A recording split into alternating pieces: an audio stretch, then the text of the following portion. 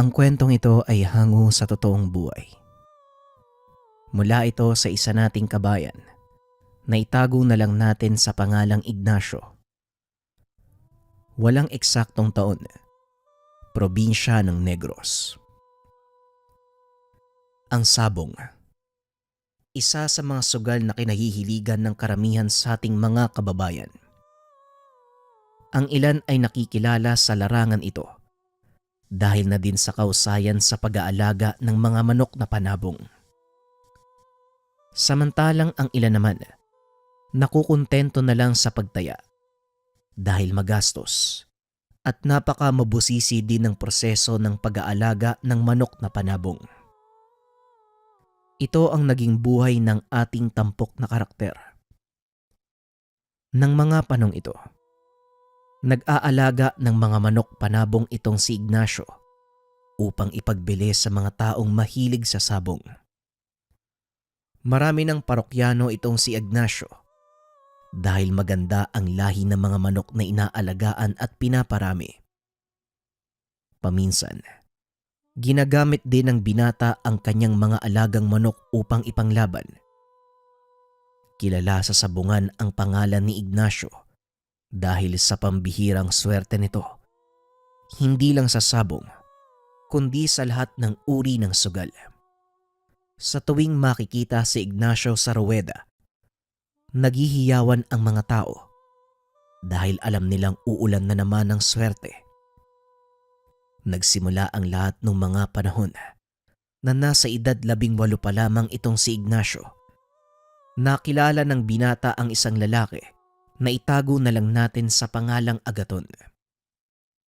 Kagaya ng iba, nagsimula din sa wala si Ignacio. Nagtatrabaho ito bilang tagapakain ng manok sa isang malaking farm ng kanilang lugar. Isa sa mga kasama nito si Agaton na noon ay taga-kondisyon naman ng manok na panglaban ng may-ari. Palaging magkasama ang dalawa dahil si Agaton ang nagbibigay ng mga panuto sa binata tungkol sa plano ng pagpapakain. 2 beses pinapakain ang mga alagang manok. Isa sa umaga at isa sa hapon. Tuwing matatapos ang pagpapakain, nakaugalian ng dalawa ang tumambay sa tubaang malapit sa manukan.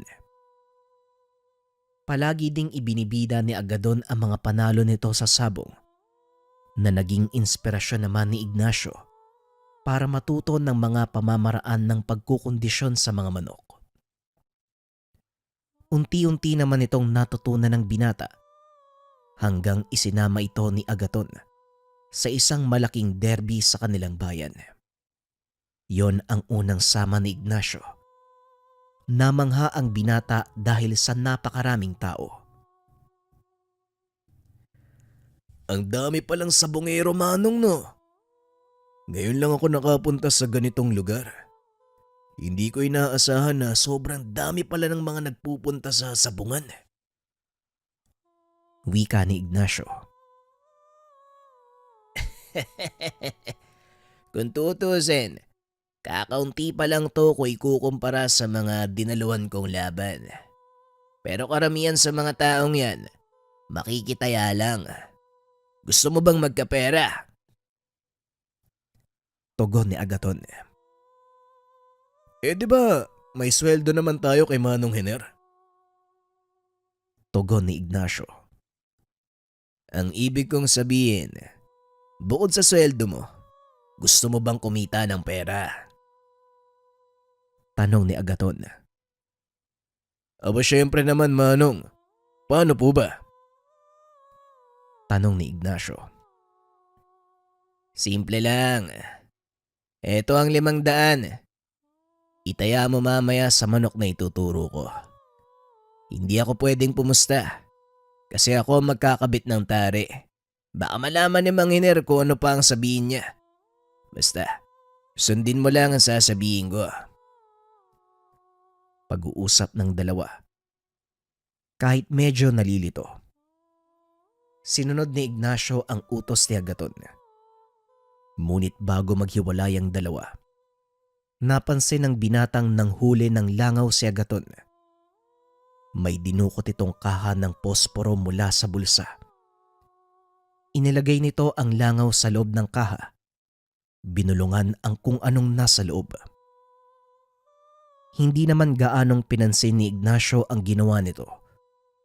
Ngunit lingid sa kalaman ng binata na ito ang makakapagpabago ng kanyang kapalaran. Ilang sandali pa ang nakalipas ay nagsimula na ang mga soldata. Tinignan ni Agaton si Ignacio. Itinuro ang manok ng kanilang kalaban. Kaagad namang nakuha ng binata ang ibig sabihin nito. Dali-daling tumaya si Ignacio sa manok ng kalaban. Ngunit nagtataka ito kung bakit sa kabila gustong pumusta ni Agaton. Saka pa lamang naunawaan ng binata ang plano nang magsimula ang salpukan. Kampanting nakatayo sa sulok si Agaton habang pinapanood ang dalawang manok na naglalaban. Ilang sandali pa, tinamaan ang manok nila Agaton. Napasapo ng noo si Ignacio dahil alam niyang matatalo sila. Pero nakita nito si Agaton na kampanting nakatayo lang sa sulok habang nakangiti. Pasimple itong tumingin kay Ignacio at kumindat. Biglang naalala ng binata sa kalaban sila pumusta. Kaya naman napangiti ito. Dali-daling bumaba si Ignacio sa ruweda. Nilapitan si Agaton. "O ano? Nakuha mo ba yung panalo? Sa susunod na soldata, ganun uli ang gawin mo. Doon ka lang sa taas. Antayin mo ang hudyat ko." Wika ni Agaton. Sunod-sunod na panalo ang natamo ng dalawa. Ngunit para hindi mahalata ng kanilang amo, sinasabihan ni Agaton ng binata na pumusta sa matatalong manok. "Malaki yung napalalunan natin ngayon, Manong. Paano mo nalaman kung sino yung mananalong manok?" Tanong ni Ignacio habang pauwi ang dalawa. "Yon ang sekreto ko, Ignacio. Pero hindi pa ito ang oras para sabihin yun sa'yo. Darating tayo dyan. Sa ngayon, makontento ka na lang muna sa tinatamasa nating panalo." Tugon ni Agaton. Pagkatapos silang ayusin ang lahat ng mga kagamitan, kaagad na ding umuwi ang mga ito. Bagaman nanalo, hindi nakuha ni Mang Hiner ang kampyonato. Kakaiba talaga ang swerte ni Lorenzo. Mantakin mo. Isang laban na lang sana panalo na tayo eh. Masusungkit na sana natin ang kampyonato sa derby. Kaso wala eh. Mukhang talagang may kakambal na swerte yung taong yun, ano? Wika ni Mang Hiner habang nagmamaneho pa uwi. Hindi naman nagsasalita ang dalawa sa likod. Nakaagad namang napansin ng amo. Parang kanina pa kayo walang kibo dyan ah. Alam nyo kung minsan, talagang nangyayari ang ganon. Kung kailang kampante ka ng mananalo, saka pa magbibiro ang kapalaran. Kaya huwag kayong mag-alala, may susunod pa. Muling wika ni Mang Hiner. Yan nga po ang inaalala ko, Manong. Dahil baka sa susunod, hindi lang isang beses tayo matatalo ng Lorenzong yun. Ang kinakatakot ko, baka limasin niya tayo kung sakaling magkaroon ng sunod-sunod na soldata. Tugon ni Agaton. Ayos lang, Agaton. Alam mo sa sugal, hindi naman palaging panalo. May mga pagkakataong natatalo tayo. At bilang isang mananabong, dapat alam mo yon. Muling wika ni Mang Hiner. Para sa akin, Manong, ikaw ang may hawak ng swerte mo. At tamang pakikiramdam lang ang susi dyan. Hayaan mong ako magdala ng susunod nating mga laban. Mungkahi ni Agaton. Napangiti naman ang matanda dahil alam nitong tama ang sinabi ng tauhan. O sige, may maliit na derby sa nayon sa darating na pista. Kakayanin ba nating magkondisyon ng 3 hanggang 5 manok sa loob ng 1 buwan? Tanong ni Mang Hiner. Hindi naman po imposible ang bagay na yon, Manong. Kami na po ang bahala ni Ignacio. Kahit papano naman, may natutunan na tong bata ako eh. Tugon ni Agaton. Kung ganon, bukas na bukas, mamili ka ng mga manok na ipanglalaban natin. Simulan mo na ang pagkukondisyon. Wika ni Mang Hiner. Kinabukasan sinunod ng dalawa ang utos ng matanda. Matapos mamili ng mga manok, kaagad sinimula ng dalawa ang pagkondisyon. Ngunit hindi nito sinunod ang nakaugalian nilang gawain. Napo na naman ni Ignacio dahil alam nito ang tamang paraan ng pagkukondisyon. Manong, parang kulang yata yung pakain mo sa mga manok ah. Saka yung mga gamot, parang hindi mo naman naibigay. Tanong ni Ignacio. Huwag kang mag-alala, Ignacio. Sinadya ko talagang gawin yun. Gusto kong ipakita sa iyo ang kaibahan ng swerte sa pagiging handa. Tugon ni Agaton. Dahil sa sinabi, hindi na nagtanong pa ang binata. Salip ay sinunod na lang nito ang sinasabi ng kasama hanggang sa dumating ang araw ng soldata. Habang naghahanda, kinausap ni Agaton si Ignacio. Meron itong inabot na supot. Nang buksan ng binata, nakita nitong magkahalong asin at abo ang laman. Para saan to, Manong? At saka, anong gagawin natin dito? Tanong ni Ignacio. Pangontra yan sa mga taong may hawak na mutya ng pampaswerte. Isaboy mo yan sa ruweda bago magsimula ang soldata. Tugon ni Agaton. Bago nga magsimula ang laban, kasabay nitong umakyat ng ruweda ang binata. Pasimple nitong inilaglag sa ruweda ang pulbos na ibinigay ni Agaton. Ayos na, Manong. Naikalat ko na yung pulbos. Bulong ni Ignacio. O sige, mamaya, sa manok ka ni Mang Hiner pumusta. Kapag ang kalaban natin ay sina Lorenzo. Tugon ni Agaton. Matapos ay bumalik na si Ignacio sa upuan. Inantay ang hudyat ng kasama. Ilang sandali pa ang nakalipas. Nagtapat ang manok nila at ni Lorenzo. Kasabay nitong umakyat ng ruweda si Agaton. Napansin ni Ignacio ang kakaibang titigan ng dalawa, na tila ba may kung anong hidwaan sa pagitan ng mga ito. Gaya ng sinabi ni Agaton, pumusta si Ignacio sa manok ng kanyang amo. Natapat sila sa dihado at halos walang pumusta. Dahil kung titignan ang manok nila Mang Hiner, tila hindi ito makakalaban ng maayos.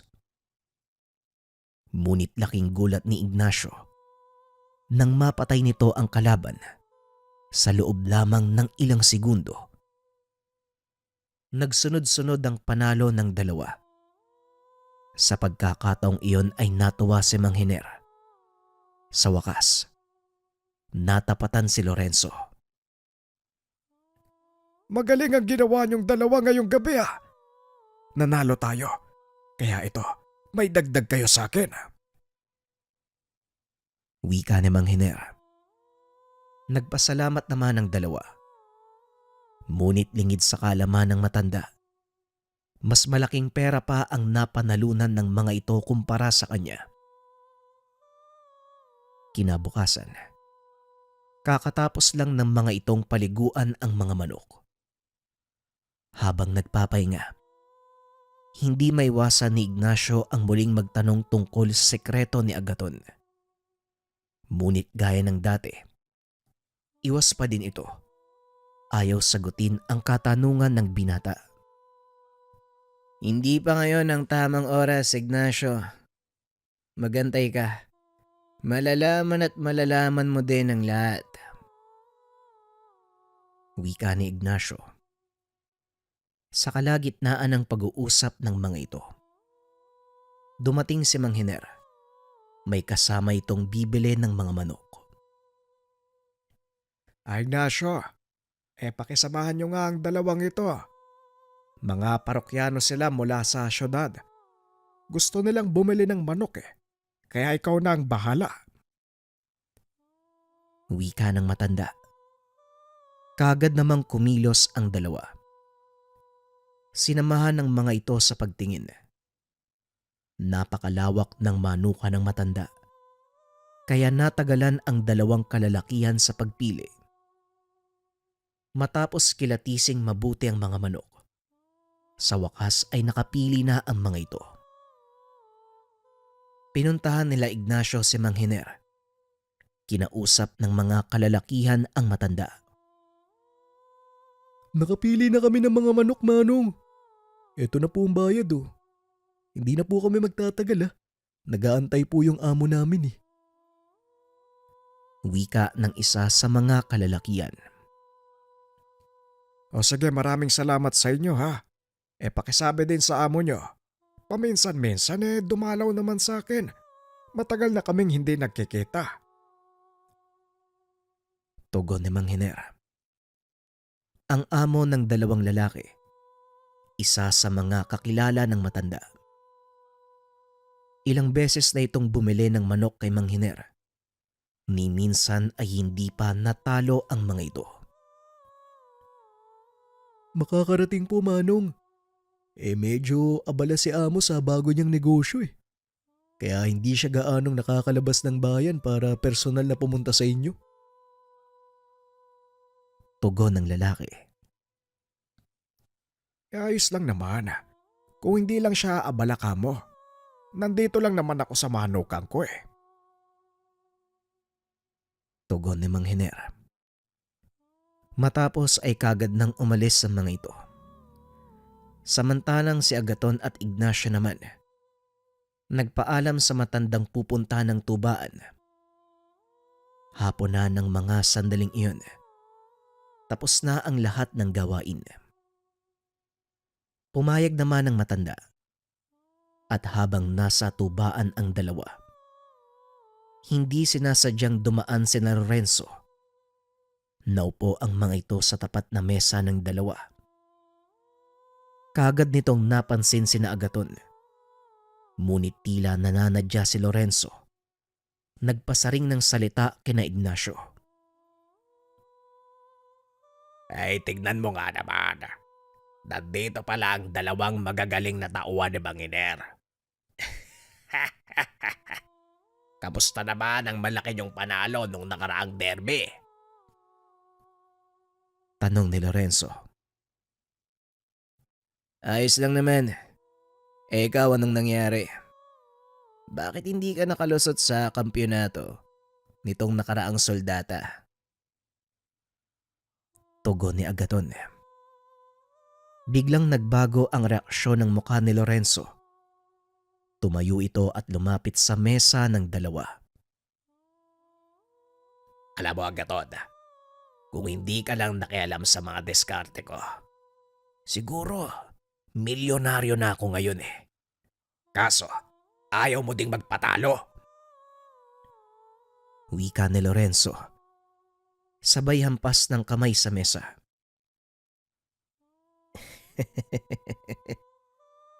Huwag mo sabihin yan, Lorenzo. Alam mo ang mundong ginagalawan natin. Minsan may talo, minsan panalo, di ba? Kaya huwag mo kaming sinisisi dahil sa kakulangan nyo sa paghahanda. Tugon ni Agaton. Hindi naman nakapagsalita si Lorenzo dahil sa napakaraming tao ng mga oras na yun. Halos lahat ng naroon, mga kaibigan ng dalawa. Anong problema, Agaton? Kilala mo ba yung mga yan? Tanong ng may-ari ng tubaan na itago na lang natin sa pangalang Isidro. Wala naman, Ka Isidro. Oo, kakilala ko ang mga to. Huwag kang mag-alala. Ako nang bahala dito. Tugon ni Agaton. Kagad namang umalis si Isidro. Muling ibinaling ng binata ang atensyon kay Lorenzo. Nakikita mo ba ang mga taong to? Ilan lang sila sa mga bata ng amo ko. Kaya kung balak mong gumawa ng gulo, mag-isip ka. Baka hindi ka makalabas ng buhay sa kubo. Muling wika ni Agaton. Tandaan mo, Agaton. Hindi pa tayo tapos. Papasan ba't mauubos din ang swerte mo? Tugon ni Lorenzo. Kagad nang umalis sa lugar. Mukhang malaki ang galit sa'yo ng isang yun, Manong ah. Gigil na gigil eh. Wika ni Ignacio. Oh, Ignacio. Mag-iingat ka sa taong yan. Hindi siya basta-basta. Halika na, umalis na tayo dito. Baka maisipan pa ng mga yun na bumalik eh, magkagulo. Nakakaya kay Ka Isidro. Tugon ni Agaton. Pagdating sa manukan, muling nag-usap ang dalawa. Sa pagkakataong iyon, napilitang magkwento si Agaton tungkol sa idwaan nilang dalawa ni Lorenzo. Alam mo, Ignacio, malalim ang ugat ng galit sa akin ng taong yun. Ako ang naging dahilan kung bakit unti-unting nalugi ang kanyang pasugalan sa bayan. Wika ni Agaton. Paano po nangyari yun? Ano bang ginawa niyo? Tanong ni Ignacio. Dito na pinaliwanag ni Agaton ang dahilan. Ayon kay Agaton, ilang beses nitong pinataob ang bangka ni Lorenzo. Hindi lang siya ang nananalo sa sugal. Kalaunan, nadiskubre ng mga tao ang kakaibang swerte ni Agaton. Kaya tumataya na ito sa kanya. Lalo na kapag pusoy ang laban, dumadami ang taong pumapasok sa pasugalan na naging pabor naman para sa kanya. Ngunit lingid sa kalaman nito na ang mga taong yon at si Agaton ang magiging dahilan ng tuluyan niyang pagbagsak. Sunod-sunod na panalo ang nakamit ni Agaton sa lugar na naging kapansin-pansin naman kay Lorenzo. Dito na pag-alaman, halos gabi-gabi, humahakot ng pera ang binata mula sa kanyang mga bangka. Unti-unting nabaon sa utang si Lorenzo hanggang sa maibenta na nito ang mga ari-arian. Kalaunan na pag-alaman nito ang sekreto ni Agaton, isang uri ng bertud mula sa buhay na mutya. Ilang buwan lang ang kinakailangan ko para pabagsakin si Lorenzo. At lahat ng yun, dahil dito. Wika ni Agaton. Sabay pakita ng kaha ng posporo. Binuksan ito ng binata. Tumambad kay Ignacio ang butiking may 2 buntot. Napakaangas. Butiki na may 2 buntot. Saan mo naman nakuha yan, Manong? Tanong ni Ignacio. Inalagaan ko to simula maliit pa hanggang sa lumaki. Ito ang nagbibigay sa akin ng swerte, Ignacio. At hindi lang basta swerte. Ipinapakita nito ang mangyayari sa hinaharap. Sa tuwing tataya ako sa isang pasugalan, hindi lang sa sabong. Pagpapaliwanag ni Agaton. Sa mga hindi nakakaalam, ang kambal na buntot ng butiki isang pambihirang uri ng mutya na iilan lamang ang nakakapagtaglay. Marami ang nakakahuli, ngunit hindi nila ito nagagawang pangalagaan dahil kadalasan ay namamatay ang butiki o hindi kaya naman napuputol ang buntot nito. Sa oras na mangyari yon, nawawala ang bertud ng reptilya. Bumabalik sa dati ang anyo ng butiki. Itinuturing na buhay na mutya ang kambal na buntot ng butiki. Gaya ng ibang mutya, kailangan itong pakainin, hindi lang sa pisikal, kundi sa mga dasal na lalong magpapatibay ng bisa nito. Balik tayo sa kwento. Habang hawak ni Agaton ng butiki, napansin ni Ignacio na hindi umaalis ang tingin nito sa mga mata ng kasama. Bakit laging nakatitig ang butiki sa'yo, Manong? Tanong ni Ignacio. Nag-aantay siyang bigyan ko ng pagkain. Kaya kung pwede mo kong ihuli kahit 2 langaw, makakatulong yan. Tugon ni Agaton. Kaagad namang sumunod ang binata. Pagbalik nito ay pinakain ni Agaton ang alaga. Manong, isang tanong pa. Saan at paano mo nahuli ang butiking yan? Para kasi sa akin, kakaiba ang kulay ng balat niya. Bukod sa hindi pangkaraniwang buntot, may mga marka din siya sa katawan, no? Na para bang sadyang nilagay. Wika ni Ignacio. Kadalasang nahuhuli ang ganitong uri ng butiki sa kagubatan. At kung paanong humuli, yan ang ipapakita ko sa'yo sa susunod na linggo kung sasama ka sa akin. Tugon ni Agaton. Naalala ni Ignacio, mahal na araw sa susunod na linggo. Wala silang mga soldata. Sinabihan sila ni Mang Hiner na umuwi muna sa kanilang pamilya dahil wala naman masyadong gagawin sa manukan. O sige, Manong, sasama ako. Saan ba tayo pupunta? Tanong ni Ignacio. Sa bayan namin, doon sa Bangkalan. Ilang araw tayong mananatili doon. Hanggang sa linggo ng pagkabuhay, kaya magdala ka ng ilang damit. Tugon ni Agaton. Fast forward tayo ilang araw. Wala namang kakaibang nangyari. Miyerkules Santo pa lamang, nagpaalam na ang mga ito. Hindi naman kalayuan ang lugar nila Agaton. Nagpasya ang 2 umalis ng Huwebes Santo. Dumating ang mga ito bandang 4:00 ng hapon sa bayan ni Agaton. Namangha ang binata dahil napakaganda ng tanawin. May ilang malalaking manukan din sa lugar.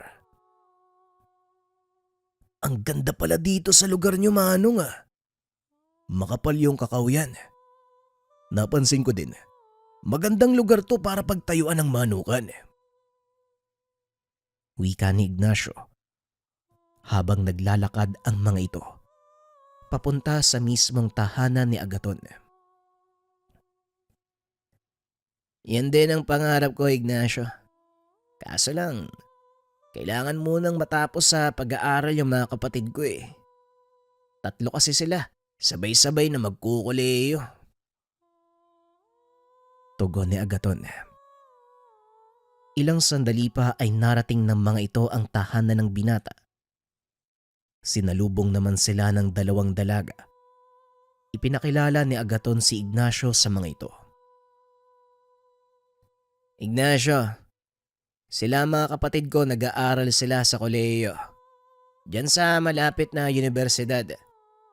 Agrikultura ang kinuha nilang kurso. Yan lang kasi yung meron dyan sa ngayon eh.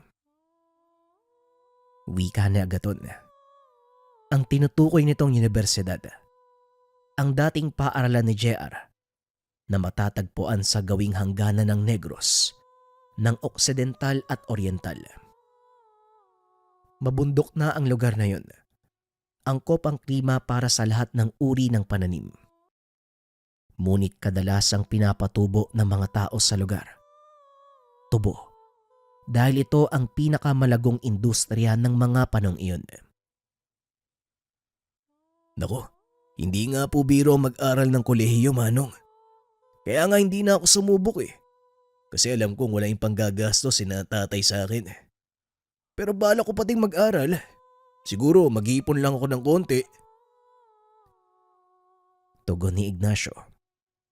Kaagad naman silang inaya ng mga kapatid upang magmeryenda. Habang nagkakape, dumating naman ang tatay ni Agaton na itago na lang natin sa pangalang Mang Francisco. Mabuti naman at naisipan mong umuwi ngayong mahal na araw, Agaton. Kakailanganin ko ng tulong mo bukas. Wika ng matanda. Walang problema, tay. Nga po pala si Ignacio. Kasama ko dun sa manukan. Tugon ni Agaton. Sabay pakilala kay Ignacio. Maligayang pagdating sa aming lugar, iho. Hindi ba sumasakit ang ulo ng amo niya dahil dito kay Agaton? Tanong ni Manong Francisco. Napakamot naman ng ulo si Agaton dahil sa sinabi ng ama. Anak ko, hindi naman po. Ang totoo nga po niyan, bilib na bilib yung amo namin sa kanya. Tugon ni Ignacio. Mabuti naman kung ganon. O siya, maiwan ko muna kaya. May pupuntahan lang akong pasyente. Wika ni Mang Francisco. Bagay na ipinagtaka naman ni Ignacio. Pasyente. Doktor ang tatay mo, Manong? Tanong ni Ignacio. Parang ganun na nga. Albularyo si tatay at kilala siya sa buong baryo. Tamang-tama. Bukas mga bandang 2:00. Aakyat tayo doon sa bundok na yon para kunin ang ibinaon niyang langis. Magbabaon na din siya ng panibago kaya kailangan niya ang tulong ko. Tugon ni Agaton. Kinabukasan ay maagang nagising ang dalawa. Dahil nakasanayan na ng katawan ni Ignacio ang gumising ng madaling araw para ihanda ang mga pagkain ng manok. Lumabas ito ng tahanan. Nakita ang dalawang kapatid ni Agaton na nagpapakain ng mga alagang hayop. Naupo ito sa tabi ng pintuan habang pinagmamasdan ang unti-unting pagbaba ng alapaap. Medyo mataas ang lugar na yon. Kaya naman tuwing umaga, nababalot ng makapal na hamog ang paligid. Maya-maya ay lumapit ang isa sa mga kapatid ni Agaton upang magpatulong sa pagbubuhat ng balding puno ng pagkain ng baboy. Dali-dali namang tumayo ang binata. Tinulungan ang dalaga. Ilang sandali pa ay nagising na din si Agaton. Lumabas ito ng tahanan. Bit-bit ang 2 tasa ng mainit na kape. Ignacio, hayaan mo na si Maya dyan. Halika muna dito nang makapagkape. Wika ni Agaton. Kagad namang lumapit ang binata. Nagsimulang mag-usap ang dalawa. Talagang napakaganda ng lugar niyo, Manong. Bukod sa sariwa ang hangin, napakaliwalas ng kapaligiran. Wika ni Ignacio. Oo naman, kahit nga saan man ako magpunta, pilit pa rin ako umuwi dito. Ito kasi yung mga lugar na hindi mo makakalimutan. O siya, pagkatapos mong magkape, maganda ka na mga dadalhin mong gamit dahil maliligo tayo doon sa talon. Wika ni Agaton. Matapos magkape, kaagad naganda ang dalawa para sa kanilang lakad. Medyo matarik ang lugar. Unang beses ni Ignacyong pumunta roon, kaya hingal kabayo ito pagkarating sa talon. Ngunit para sa mga kapatid ni Agaton, baliwala lang ang tarik ng lugar. Ngunit sulit naman ang lahat para kay Ignacio dahil napakaganda ng paligid. Ayos. Sulit na sulit yung pagod, Manong ah. Ang ganda ng lugar na to. Sino mag-aakalang may ganito dito? Wika ni Ignacio. Laking gulat nito nang biglang tumalon sa tubig ang dalawang kapatid ni Agaton. Ano pang inaantay mo dyan? Tara, ligo tayo. Tugon ni Agaton. Habang masayang naliligo ang mga ito, napansin ni Ignacio ang mga magagandang ibon nakadapo sa sanga ng mga puno. Biglang nag-iba ang pakiramdam nito. Unti-unting gumapang ang lamig sa buo niyang katawan. Kaya nagpa siya ang binatang umahon na at magpalit ng tuyong kasuotan.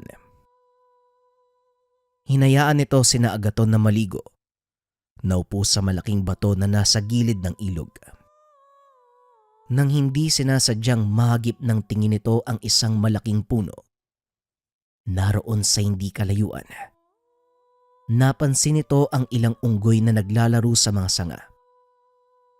Napangiti na lang si Ignacio dahil hindi nito akalaing meron pa palang mga ganong hayop sa lugar ng kaibigan. Ilang sandali pa ay nag-aya ng umuwi si Agaton.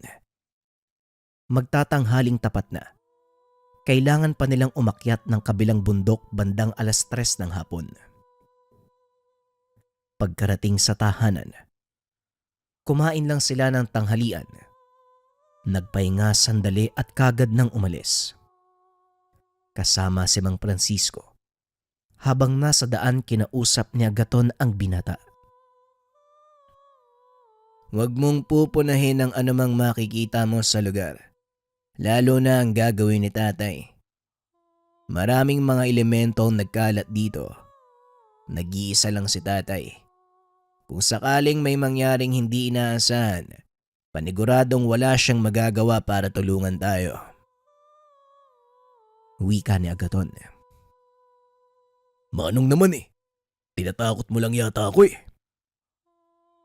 Tugon ni Ignacio. Hindi siya nananakot, iho. Totoo ang sinabi ni Agaton. Espesyal para sa mga engkanto ang oras at araw na ito. Dahil patay ang Diyos. Walang sino mang pipigil sa kanilang gawin ang mga gusto nilang gawin. Wika ni Mang Ignacio. Biglang nakaramdam ng kilabot si Ignacio sa sinabi ni Mang Francisco.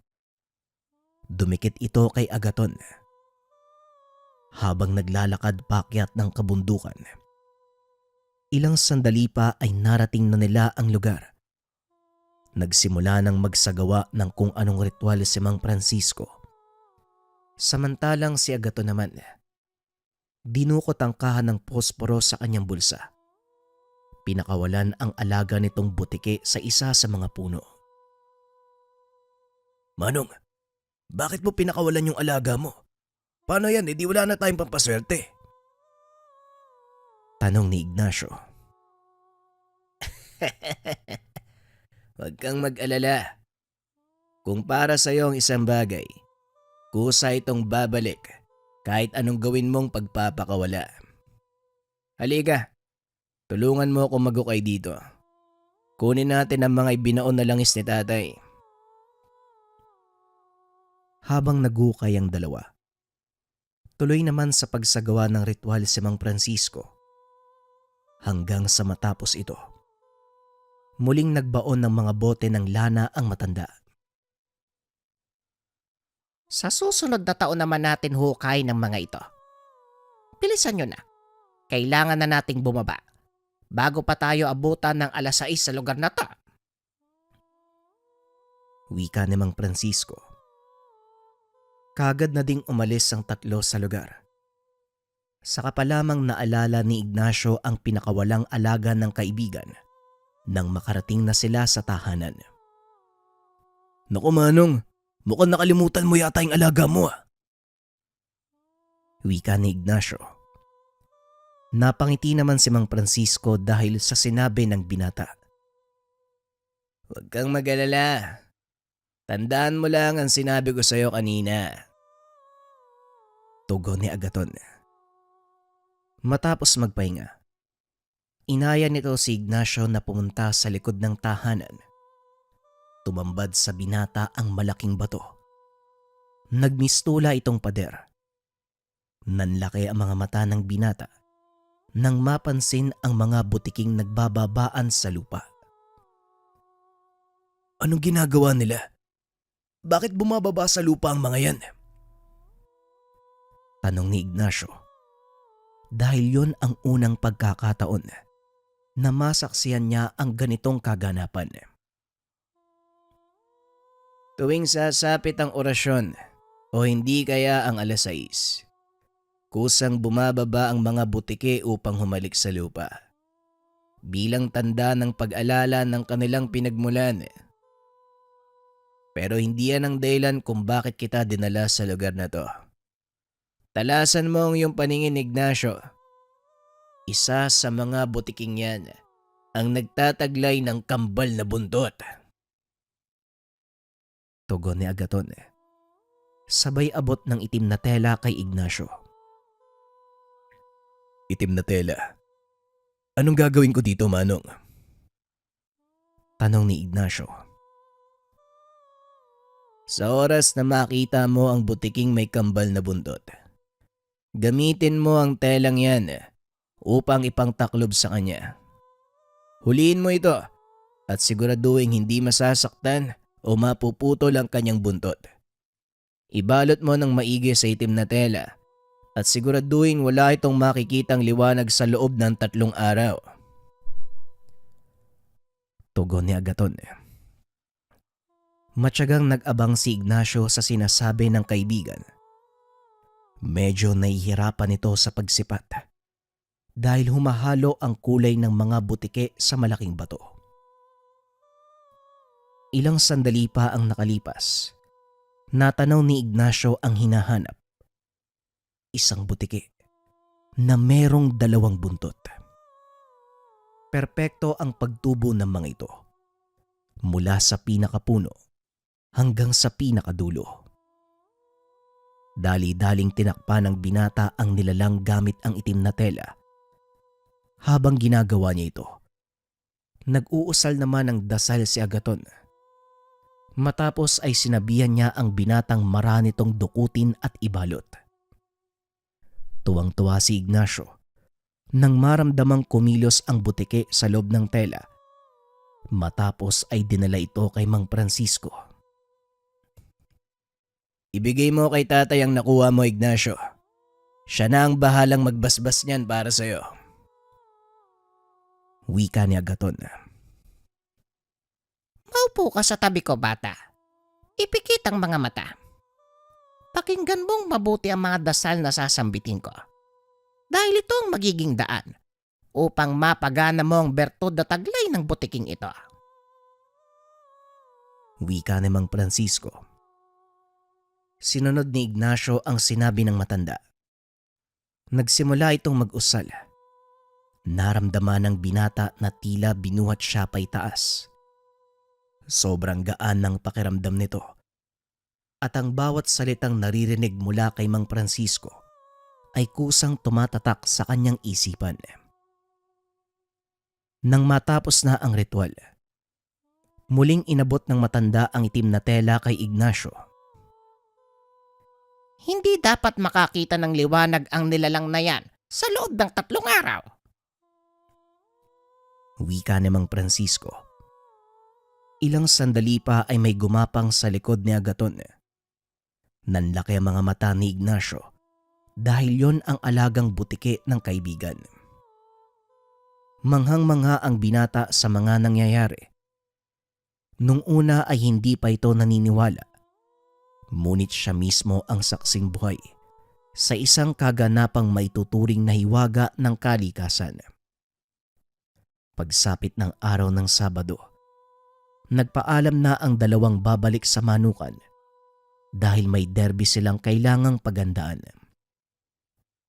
Muling binilina ni Mang Francisco si Ignacio tungkol sa mga alituntuning dapat nitong gawin para mapagana ng maayos ang bertud ng kambal na buntot ng butiki.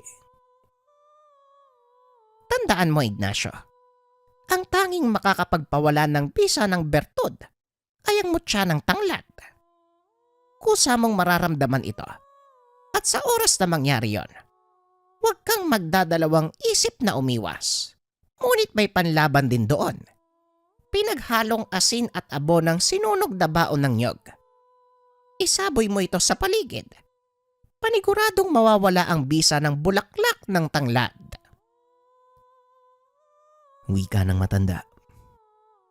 Nagpasalamat si Ignacio sa mga sinabi nito. Kaagad na silang lumakad ni Agaton. Pagkarating sa manukan, saktong naroon na si Mang Hiner at ang ilan sa mga kakilala nito, kasama sa pangkat si Ka Isidro.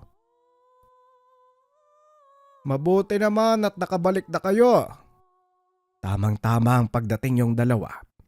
Dahil pinag-uusapan namin ang ginawa ni Lorenzo sa tubaan ni Ka Isidro. Wika ni Mang Hiner. Kaagad namang nagsalaysay si Ka Isidro. Pumasok ang grupo ni Lorenzo sa tubaan. Hinahanap ka, Agaton. Hindi ko alam kung anong meron sa taong yun eh. Bakit bigla na lang lumakas yung loob eh? Ang sabi niya, magkita daw kayo sa susunod na pasabong dito sa ating baryo. Wika ni Ka Isidro. Napailing na lang si Agaton sa mga narinig. Mukhang hindi pa nakakalimutan ni Lorenzo ang kahihiyang idinulot mo sa kanya, Agaton ah. Bakit hindi mo na lang tuldukan ang lahat? Tanong ni Mang Hiner. Sa totoo lang, Manong, ayoko sanang patulan pa yung taong yun eh. Hindi niya kayang tanggapin ang pagkatalo. Tugon ni Agaton. Ikaw talaga, Manong. Sino ba namang may matinong utak na tatanggap sa pagkatalong umabot ng halos kalahating milyon? Wika ni Ignacio. Nagtawanan ang lahat sa narinig. Ngunit sinaway sila ni Mang Hiner. Hindi nakakatawa ang nangyari, Ignacio. Sa kagustuhan ni Lorenzo na bawian si Agaton, nakipagkuntsaba ito sa isang albularyo. Ipaliwanag mo kasi ang lahat, Isidro. Wika ni Mang Hiner. Tinuloy ni Isidro ang pagpapaliwanag. Oo na, Ka Hiner. Masyado ko mainit eh. Bueno, tama ang sinabi ni Mang Hiner, Agaton. Kasama nito ang isang matandang lalaki. Sa pagkakadinig ko, yung pangalan daw Manong Totong eh. Tugon ni Ka Isidro. Kung ganon, mukhang mangangailangan tayo ng mas malakas sa asangga. Sa tingin mo, Ignacio? Nakangiting wika ni Agaton. Ramdam ni Ignacio ang kaunting kaba sa kaibigan. Kaya naman nagbungkahi ito na ipatawag si Manong Francisco. Sa palagay ko, kakailanganin natin ang tulong ng tatay mo. Hindi na to labanan ng swerte, Manong. Doon sa kasama ni Lorenzo, doon tayo dapat mabahala. Wika ni Ignacio. Tama nga ang sinabi mo. Manong Hiner, maaari niyo po bang ipahiram sa akin ng inyong sasakyan? Susunduin ko lang si tatay. Wika ni Agaton. Hindi, Agaton. Dalawa tayong susundo sa tatay mo.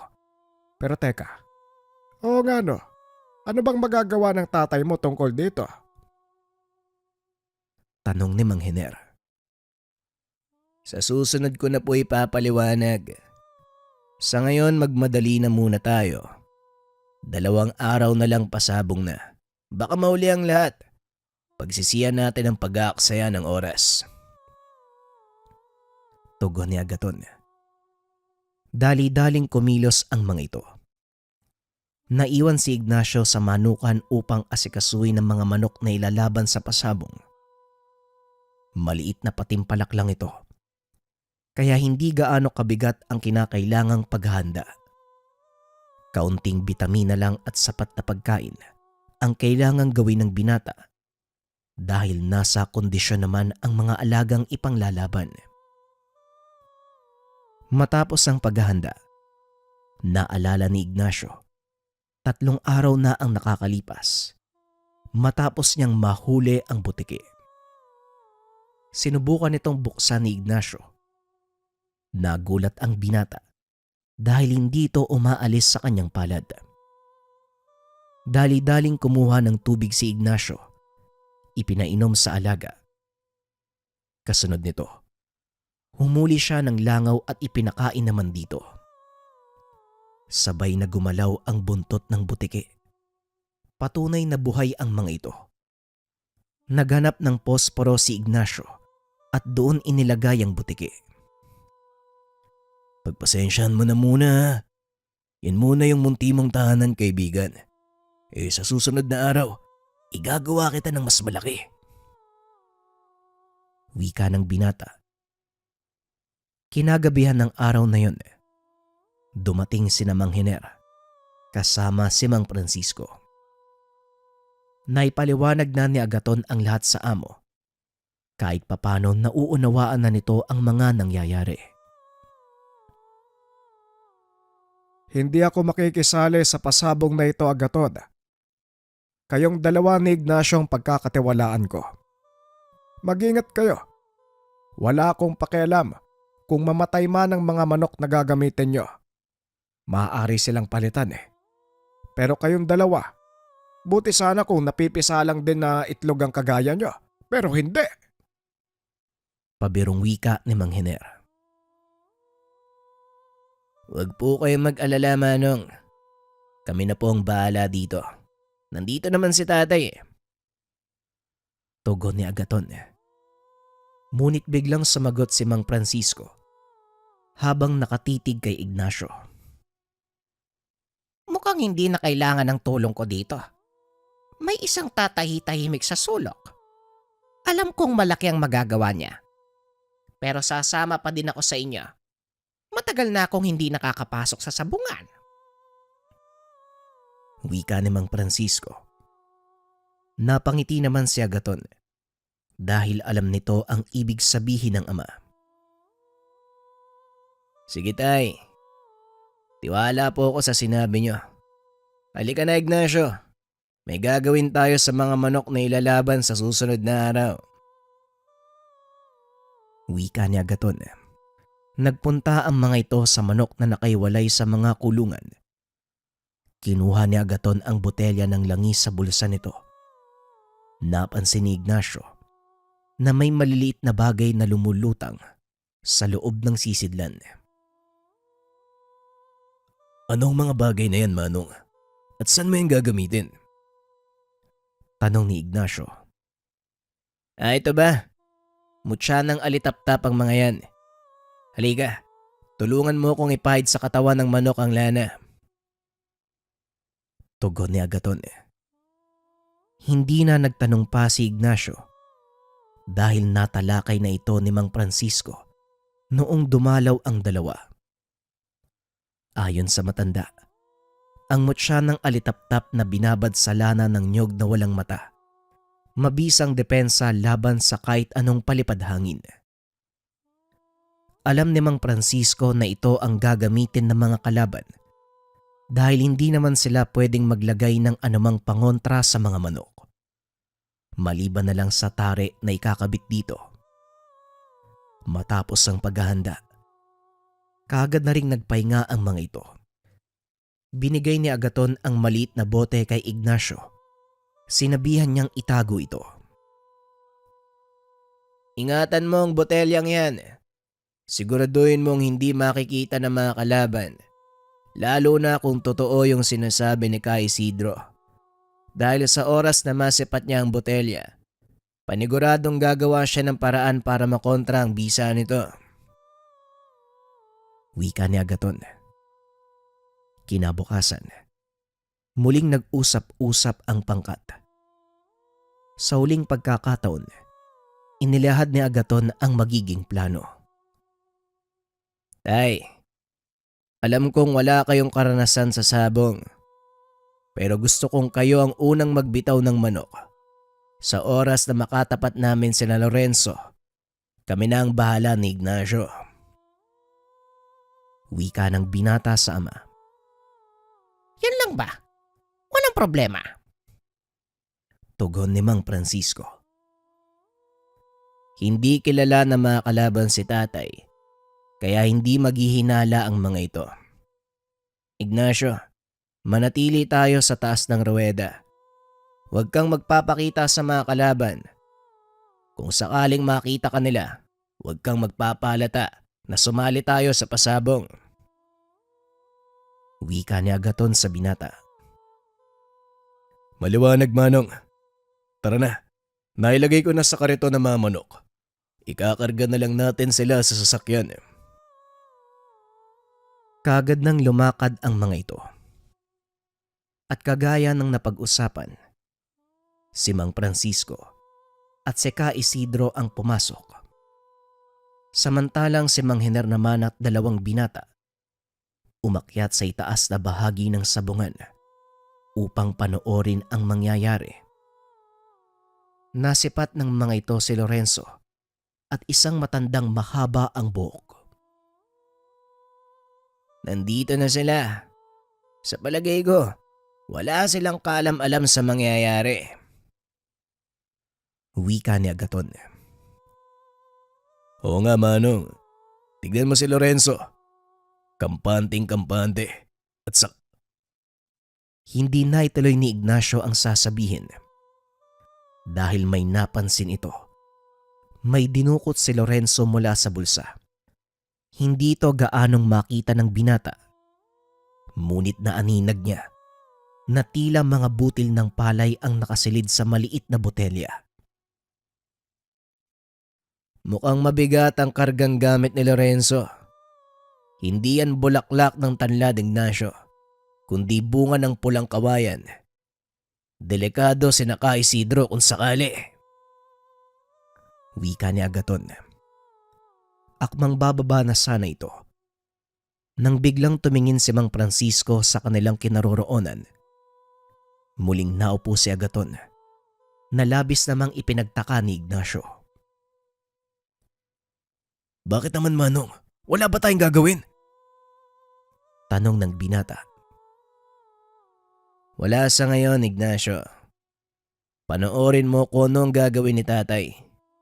Sa ngayon, bakit hindi mo gamitin yung bertod na hawak mo? Tugon ni Agaton. Nagsimula na ang soldata. Dahil naunang dumating si Ka Isidro sa ruweda, sila ang unang lalaban. Swerteng nakatapat ng mga ito ang manok nila Lorenzo. Napansin ni Agaton na bumulong ng kung anong dasal ang kalaban sa hawak nitong botelya. Tinignan naman ng binata ang ama. Ikinumpas lang nito ang kamay. Laking gulat ng dalawa dahil biglang nabasag ang hawak ni Lorenzo. Napatayo naman ang kasama nitong matanda at kagad kinuha ang manok. Sa pagkakataong iyon, dalawang albularyo ang magbibitaw ng mga panabong sa loob ng ruweda. Ngayon na ang tamang pagkakataon para gamitin mo ang bertod mo, Ignacio. Makinig ka sa ibubulong nito. Wika ni Agaton. Kinuha ng binata ang posporo sa kanyang bulsa. Inusal ang mga dasal na ibinigay sa kanya ni Mang Francisco. Nagulat ang binata dahil tila may kung anong nagbubulong sa kanya na pumusta sa hawak na manok ni Mang Francisco. Mananalo tayo, Manong. Siguradong mananalo tayo. Wika ni Ignacio. Nang bitawan ng dalawang albularyo ang mga manok. Kagad itong nagsalpukan habang si Lorenzo naman napapasapo ng ulo. Kitang-kita din ng dalawa ang pag-aalala sa mukha ng kasama nitong albularyo. Samantalang si Mang Francisco naman nakatayo lang sa gilid ng ruweda habang iniikot ang tingin sa paligid na tila walang pakialam sa nangyayaring soldata. Ilang sandali pa ang nakalipas. Dineklara ng sentensyador na panalo ang manok ng mga ito. Sa pagkakataong iyon, lumabas ng ruweda ang albularyong kasama ni Lorenzo. Nilapitan si Mang Francisco. Sa pag-aakalang magkakaroon ng kaguluhan, mabilis na lumapit ang dalawa. Naabutang nag-uusap ang dalawang matanda. Kahanga-hanga ang ginawa mo. Tinatanggap ko ang pagkatalo. Wika ni Mang Totong. Ganon din ang nakita ko sa'yo, kaibigan. Binabati kita. Tugon ni Mang Francisco. Kagad umalis si Mang Totong sa lugar. Habang si Lorenzo naman ay patuloy na nagwawala. Dahil sa muli, natalo na naman siya. At mas lalo pa itong nanggalaiti nang malamang ama ni Agaton ang nakatalo sa kanya.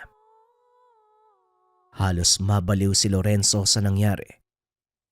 Napag-alaman ng pangkat nila Ignacio, sinangla nito ang bahay at lupa upang ipangbayad sa albularyo. Tignan niyo ang nangyari kay Lorenzo. Siya ang isa sa mga halimbawa ng taong hindi dapat tularan. Ang sugal ay ginawa para maaliw tayo, hindi para ubusin ang mga pinundar natin. Ay nako, umalis na nga tayo dito. Wala namang kwenta ang pasabog na to. Barya lang ang makukuha natin. Wika namang Hiner. Matapos ang kaganapang iyon, napatunayan ni Ignacio na walang maidudulot ang sobrang pagkaumaling sa sugal. Nagsilbing aral sa kanya ang nangyari kay Lorenzo. Sa kasalukuyan, may sarili ng manuka ng binata, ngunit sa halip na gamitin sa sugalang bertud, ginamit niya ito sa negosyo na pagbebenta ng mga manok na panabong. Paminsan-minsan ay tumataya ang binata, ngunit hindi ito umuuwing talunan. Si Lorenzo naman, dahil sa pagkalugi ay tila nawala sa katinuan. Palaging nakikitang palakad-lakad sa daan. Nakangiting mag-isa habang namumulot ng kung ano-ano. Sa tuwing maaalala ni Ignacio ang mga nangyari, hindi nito lubos maisip na totoong naganap ang lahat. Hindi makapaniwala ang binata na tuluyang magbabago ang kanyang kapalaran dahil sa kaibigang si Agaton at ang nakuha niya, bertud ng kambal na buntot ng butike. Opinyon para sa kwento, ako hindi talaga ako nahilig sa sugal na yan eh. Kasi kahit sabihin nating nanalo ka, panigurado babalik ka dyan para maglaro uli sa pag-asang mananalo ka na naman. Kaso nga lang, doon na pumapasok yung problema. Pagbalik mo kasi, doon ka na mas lalong nalulugi. Kung gaano kalaki yung panalo mo nung nakaraan, doble naman yung mawawala sa'yo. Muli mga kabayan, maraming salamat sa pakikinig ng ating kwento. Paalam. Usog, bati, sumpa, kulam at barang. Hindi na kailangan problemahin itong mga bagay na to kung meron kang karagdagang proteksyon. Marahuyo bracelet. Gawa sa kahoy ng sinukuan, binasbasan, nilagyan ng pondo ng may mga kaalaman sa lihim na karunungan upang makontra, rebuelta o ibalik ang mga masamang tangka sa atin. Meron din tong kasamang orasyon kung gustong mas alagaan ang gamit. Pero, buhay na ang gamit na ito at meron ng bisa. Sosotin na lang. Link sa comment section.